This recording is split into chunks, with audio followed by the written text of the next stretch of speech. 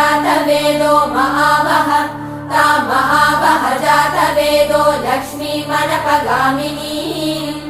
यस्यां हिरण्यं विन्देयं गामश्वं पुरुषानहम् अश्वपूर्वां रथमद्यां हस्तिनादप्रबोधिनी श्रियं देवीमुपह्वये श्रीर्महादेवीर्जुषताम् कांसोऽस्मितां हिरण्यप्राकारां मात्रां ज्वलन्तीं तृप्तां तर्पयन्तीं पद्मे स्थितां पद्मवर्णां तामिहोपह्वये श्रियम् चन्द्रां प्रभासां यशसा ज्वलन्तीं श्रियं लोके देवचुष्टामुदारां तां पद्मिनीमीं शरणमहम्